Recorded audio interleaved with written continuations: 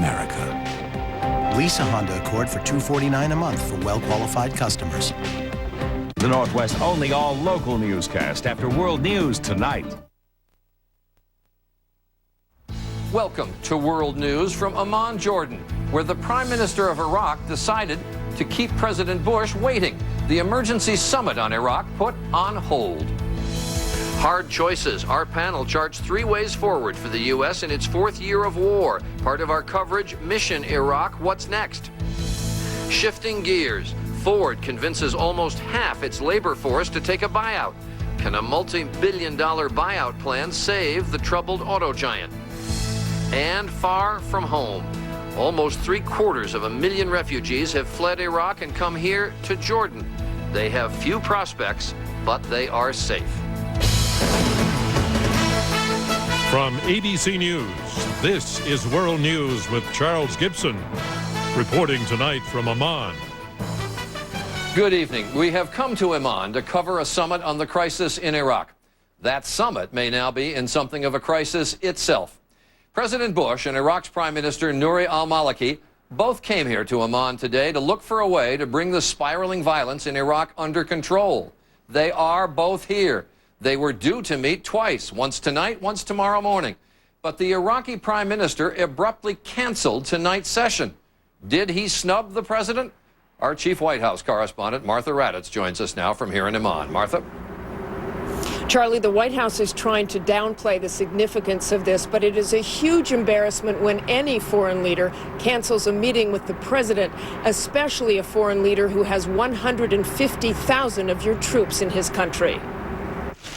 It was supposed to be a threesome, but only Jordan's King Abdullah and President Bush appeared for this photo opportunity. Iraq's Prime Minister Nouri al-Maliki, who arrived here earlier today, was a no-show. He canceled his appearance at the scheduled 3-way meeting tonight. The White House insisted this was not a snub. This is how White House Counselor Dan Bartlett explained it. Quote, there was going to be a trilateral meeting and then the dinner with the king. Now, since they already had a bilateral themselves, the King of Jordan and the Prime Minister, everybody felt, well, there's no reason for them to do a trilateral meeting beforehand, because matters had been discussed. We spoke tonight with the U.S. ambassador to Iraq. Whose idea was that to first cancel it? I heard it first from the Iraqis, that they didn't need it. What they told me and what the Prime Minister said, he didn't need it. And Jordanians went along with that, and we also agreed with that. But the only reason that President Bush came to Amman was to meet with Maliki in this much-heralded summit. And it certainly wouldn't have been difficult to arrange. The 2 leaders are staying at the same hotel. The White House also denied that Maliki's sudden decision had anything to do with a leaked memo that appeared in this morning's New York Times, calling into doubt Maliki's ability and will to stop sectarian violence. The memo, written by National Security Advisor Stephen Hadley, says, quote, the reality on the streets of Baghdad suggests Maliki is either ignorant of what is going on, misrepresenting his intentions, or that his capabilities are not yet sufficient to turn his good intentions into action. If that memo was leaked to put pressure on Maliki, it instead may have pushed him over the edge. The White House is confident that tomorrow's meetings will go forward. The president will be asking Prime Minister Maliki about his plan to quell the sectarian violence. Ambassador Khalilzad told us tonight that is not a problem that can be solved militarily. Charlie? Thanks, Martha. Here in Amman. Also here in Amman is our chief Baghdad correspondent, Terry McCarthy. And it is somewhat stunning to have the president travel so far for a summit with another foreign leader and then have that foreign leader cancel the meeting. You cover Prime Minister Maliki. Why would he do that? Charlie, it's not everyone who gets to pass up a meeting with a U.S. president and a king on the same night. And it is an indication of how beleaguered Prime Minister Maliki feels as he faces criticism from all sides. Walking the political tightrope over Iraq's violence is not easy, particularly when others are shaking both ends of the rope. Even as Maliki flew to Jordan to meet President Bush, the leaked memo by National Security Advisor Stephen Hadley voiced serious concern about whether the Prime Minister could control the violence in Iraq. And more bad news from Baghdad. The key Shiite party of Muqtada al-Sadr announced today they are suspending their support of Maliki's government. to protest his meeting with Bush. So Maliki pulled out of tonight's meeting, perhaps angered at the memo, or keen to show his political base that he is not an American puppet. Maliki knows only too well Iraq's problems. The crisis is political, he said. It is the politicians who must try to prevent more violence. The question is whether he can be part of the solution. It would be foolish for the United States to try to insist that Nouri al-Maliki solve our problems in Iraq. Maliki has been in politics for almost 4 decades. As a student, he joined the Dawa party that opposed Saddam Hussein, who sentenced him to death in 1980. Maliki fled Iraq, returning after the US invasion in 2003. He became prime minister 6 months ago, but so far he has failed to show Iraqis that he is strong enough to stop the slide into civil war. Maliki can be seen as weak because he's the only Iraqi politician, even within his own party, that doesn't have a militia. They have to crack down on the militias, he says, because they're a government within a government. I don't know whether Maliki can do that. While voicing support for Maliki in public, in private, the US administration is starting to share these doubts. With his government back home on the brink of collapse, Charlie, Maliki now desperately needs something to strengthen his position coming out of tomorrow's meeting with President Bush. Which leads to the question, what does he need to get out of this? Well, he would like more funding and more US training for his army and his security forces, but most importantly, he would like to have more overall control over security matters in Iraq. All right, our Baghdad correspondent, Terry McCarthy. The influential panel weighing U.S. options in Iraq wrapped up its meetings today. The Iraq Study Group is expected to call for direct talks with Iran and Syria to help end the violence. Both countries had messages for America today. Neither one sounded at all cooperative. Syria's President Bashar Assad said his country will continue to challenge U.S. efforts to exert control over the Middle East. As colonialism continues, he said, revolution and resistance continue. And Iran's President Mahmoud Ahmadinejad called the U.S. involvement in Iraq a military misadventure. He said Americans should demand the withdrawal of U.S. troops. Much of the reason behind the president's trip here to Jordan is his search for an answer to the question, what does the U.S. do now in Iraq?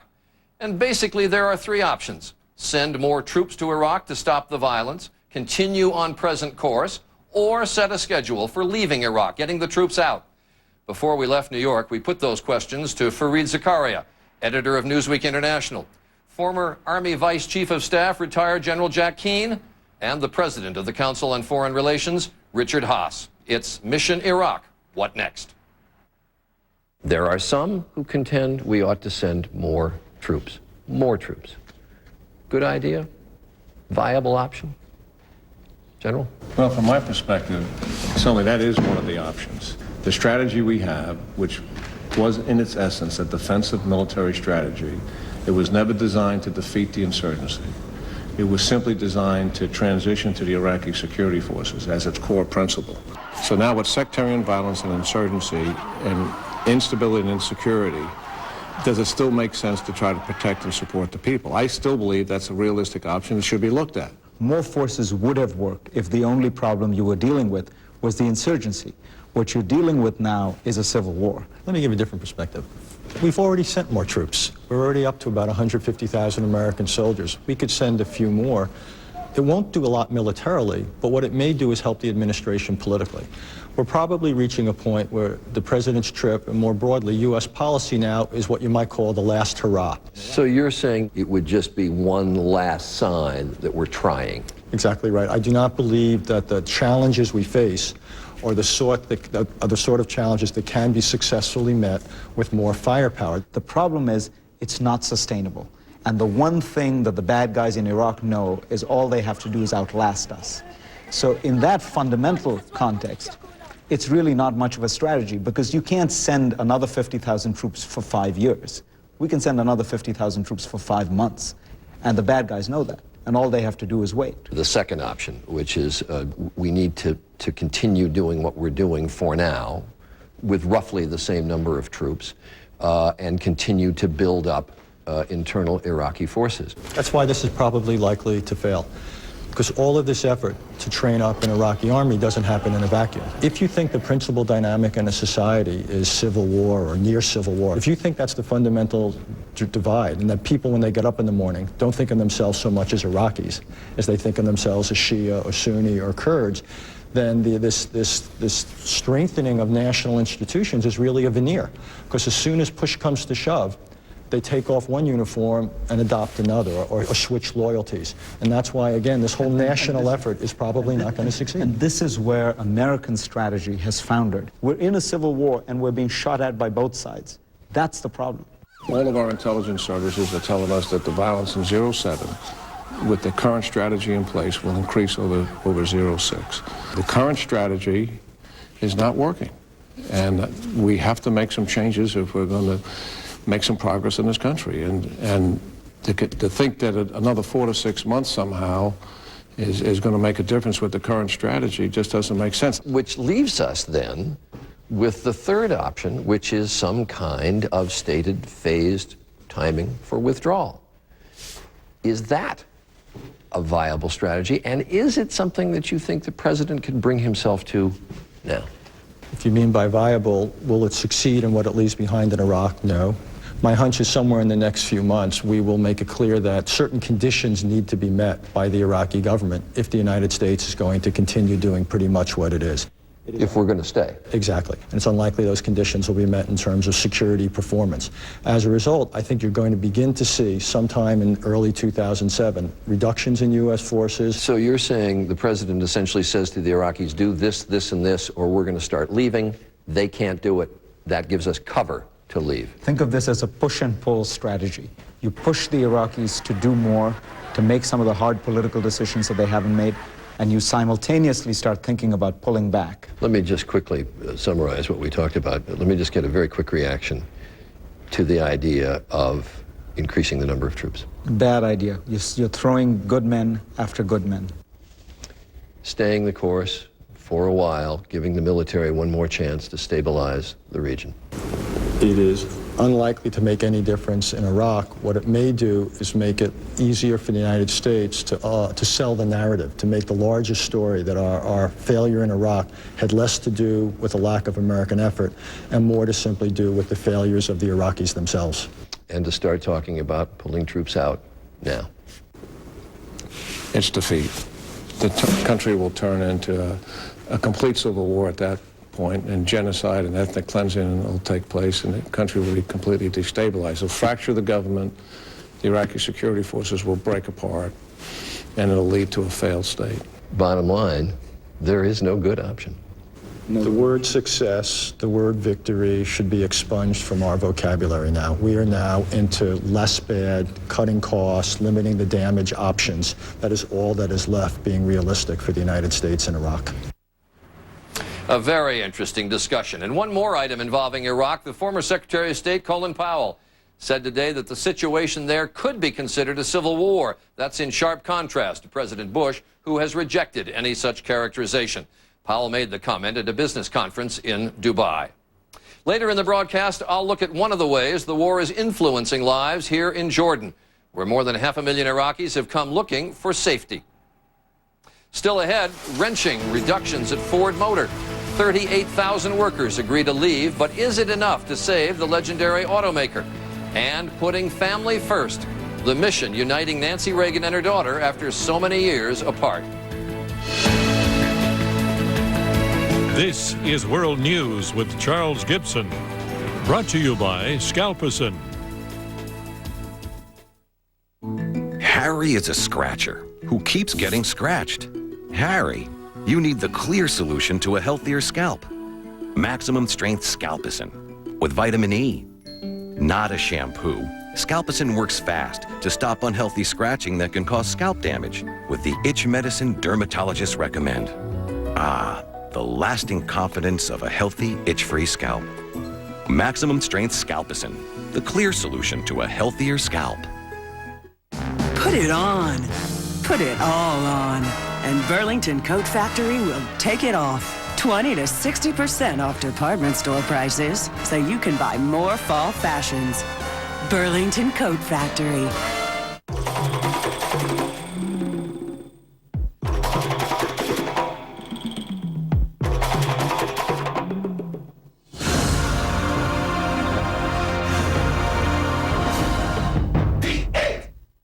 I've studied the human heart for a lifetime, and there's something you should know. Inventor of the Jarvik artificial heart, Dr. Robert Jarvik. High cholesterol can lead to heart disease. When diet and exercise aren't enough, adding Lipitor lowers bad cholesterol 39 to 60%. And Lipitor is clinically proven to reduce your risk of heart attack and your risk of stroke if you have several common risk factors for heart disease. The more we learn about Lipitor, the more impressed I am. Lipitor is not for everyone, including people with liver problems and women who are nursing, pregnant, or may become pregnant. You need simple blood tests to check for liver problems. Tell your doctor if you're taking other medications or if you have any muscle pain or weakness. They may be a sign of a rare but serious side effect. Lipitor is one of many treatment options to consider with your doctor. Could you be doing more with Lipitor? Ask your doctor. Visit Lipitor.com for a free trial. Afraid to show your face? Not me. Finally, a breakthrough solution for red, irritated skin. Aveeno Ultra Calming Moisturizer with natural feverfew proven to reduce redness fast. When you've got healthy, beautiful skin, you're not afraid to show it. Aveeno Ultra Calming. Science suggests vitamin D is a key to calcium absorption, which helps keep bones strong. New improved Caltrate has more vitamin D. Keep your bones strong to keep your body strong. New Caltrate, the key to strong bones. A stunning number. We learned today that 38,000 employees at the Ford Motor Company, that's almost half of all its hourly workers, accepted buyouts or early retirement as Ford downsizes. It is not an easy decision. For many, the company has been part of their family for generations. ABC's Barbara Pinto reports on the workers who now do not have Ford in their future. These dark days for Ford mean Greg Durstapanian's early morning commutes will soon come to an end. He's been making this trip for 17 years now. I think it's my time to maybe get out and try something different. Greg is one of the 38,000 auto workers choosing to walk away. It does sadden me because, I come from a Ford family. His father, Kay, built Fords too for 35 years. To see this happen, that's a bad feeling. That's a bad feeling. For Ford, the buyouts are a good thing, a last-ditch effort to reduce its expensive unionized workforce to match shrinking demand. It's a good day for Ford, but they need a lot more good days. Once dominant, Ford has been skidding steadily downhill, producing vehicles with limited consumer appeal. The company has lost nearly 10% of its market share over the last decade and has been hemorrhaging money, $7 billion so far this year. The buyouts are all part of Ford's restructuring plan to close plants, streamline production, and to redesign nearly 3/4 of the vehicles the company sells. At the LA Auto Show today, Ford unveiled a glimpse of its future, a supercharged Mustang and an Explorer that runs on hydrogen. But analysts say this is not nearly enough. They haven't built a car that really grabs the heart of their old customer base, Middle America. Back in Middle America, another Ford worker, Dennis Burnsworth, is playing the odds. He felt the best way to provide for his family was to get out now. You'd like to retire from there, you'd like to keep being able to go, but that's not what these times are offering. And Greg Durstapanian plans to move out west and start a new career. He hopes the leaner Ford he leaves behind will survive and prosper without him. Barbara Pinto, ABC News, Chicago.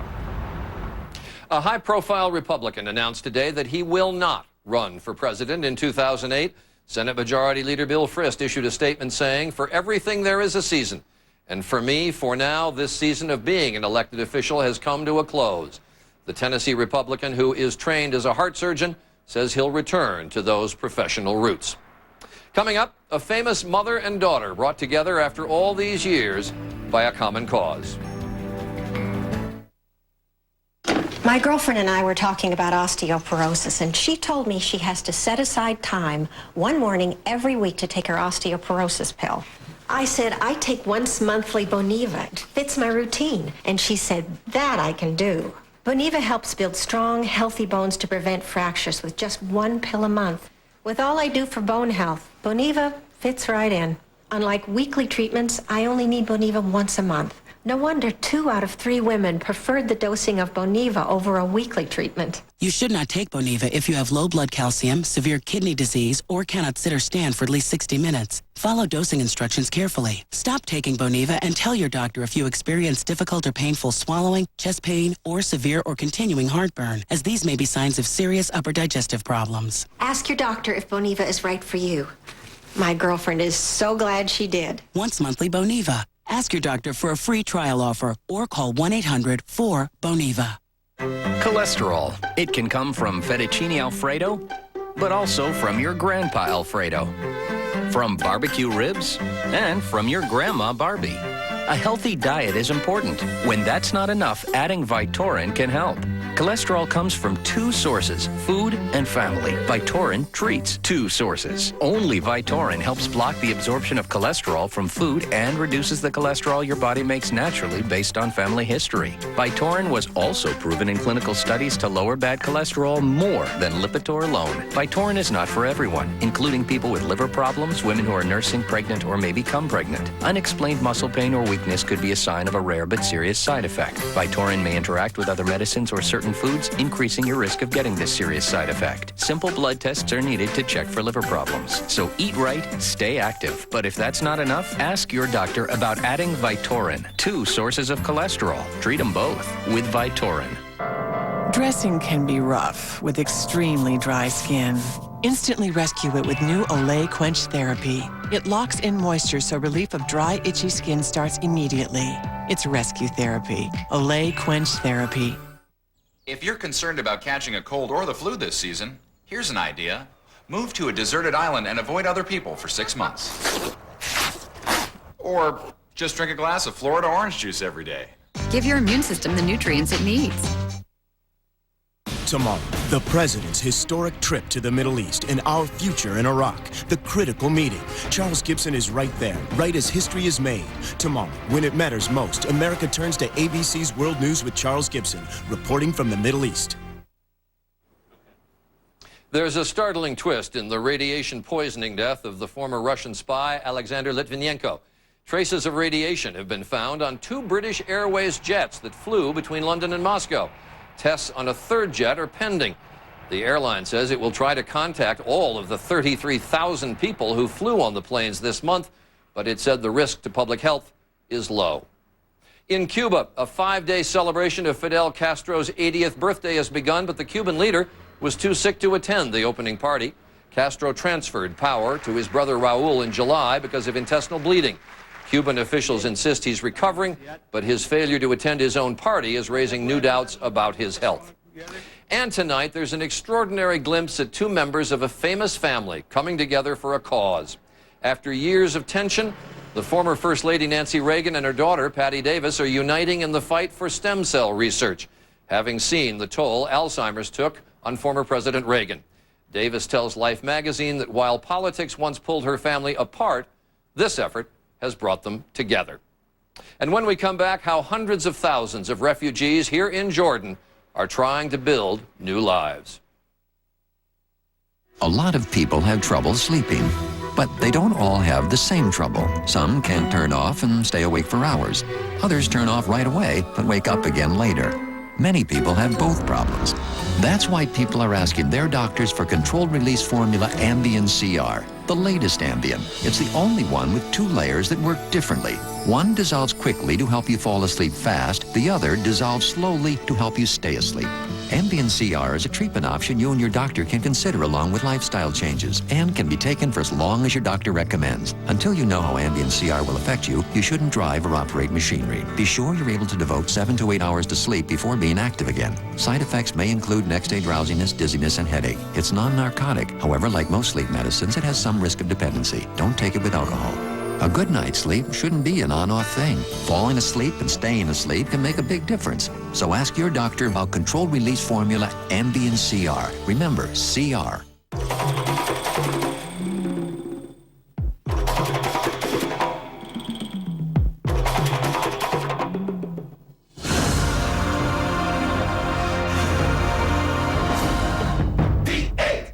To tuck or not to tuck? To tuck or not to tuck? To me, going out with your girl, untuck. I tuck a lot. Go with your gut. Usually, almost every day. It's like, I'm not tucking, man. Definitely tucked. Tucked or untucked, Burlington Coat Factory has the hottest labels for the lowest prices. At board meetings, you tuck. Meetings where you're bored, untucked. Quarter tuck, half tuck. Artistic, rebellious, young go-getter. You got a nice buckle, obviously. Tuck. So is in out? No. Out is in. Burlington Coat Factory. Love our cash-back policy. Ellen McCarthy can't afford her medication, so Merck sends it directly to her home, free. Call 1-800-50-MERC or visit merckhelps.com for a list of Merck medicines and eligibility requirements.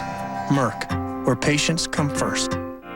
We had a health concern. Turned out to be nothing, but it got us doing more to protect our health, like taking silver. Centrum Silver age-adjusted multivitamins have key antioxidants that help support natural cell repair. Our health protection starts with silver. If you have a cold and high blood pressure, you should know that decongestants in these cold medicines can raise your blood pressure. So why take them? Take decongestant-free Corsedin HBP. Powerful cold relief that won't raise your blood pressure.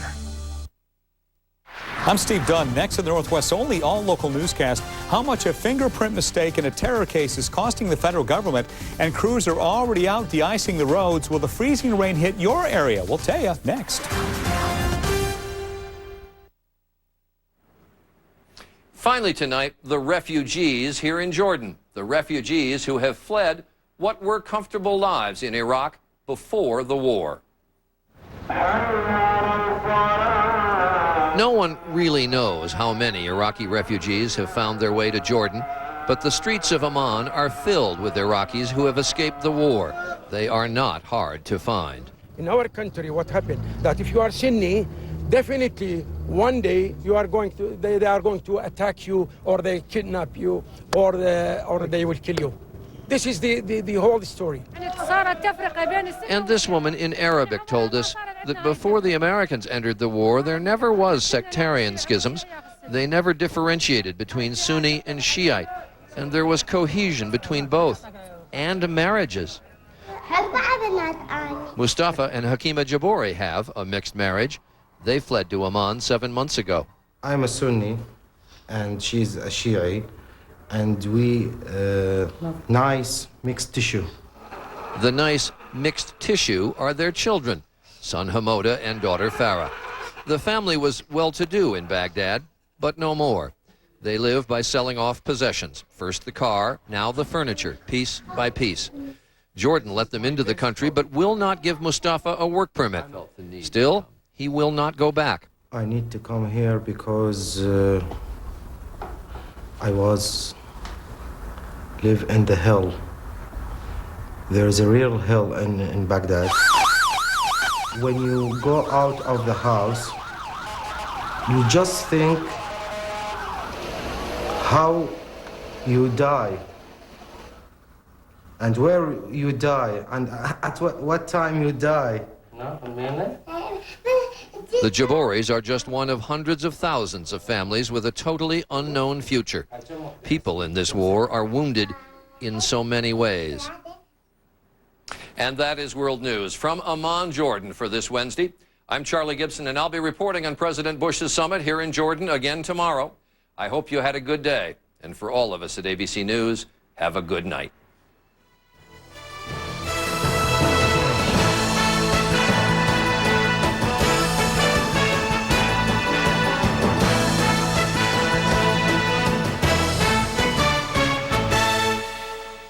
He's at it again. So maybe you're cheap. John Stossel's taking on billionaires and all those lavish charity balls. Why do you have to spend all this money to get people to give money? Cheap in America. Who gives? Who doesn't? Wait until you see. A 2020 special tonight at 10.